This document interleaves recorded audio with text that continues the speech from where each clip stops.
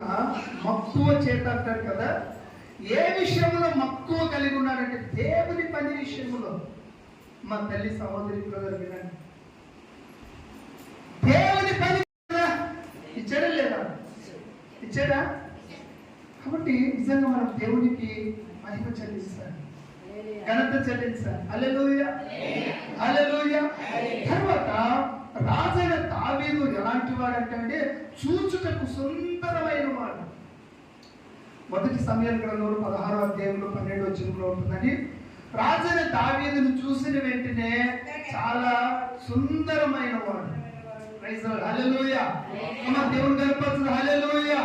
రాజైన దావీదు సమస్త విషయాలలో ఏ పని చేసినా, గొర్రెలు మేపే దగ్గర నుండి మొదలుకొని రాజు దగ్గర ఉద్యోగం చేస్తున్నప్పుడు కూడా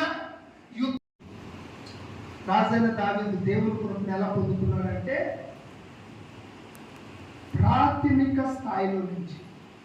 ఏ స్థాయిలో నుంచి? మీకు అర్థమైంది ప్రాథమిక స్థాయి అంటే? ప్రాథమిక 1వ తరగతి 2వ తరగతి చదువుకున్న వాళ్ళు స్కూల్ ఏమంటారండి? ప్రాథమిక పాఠశాల. హల్లెలూయా.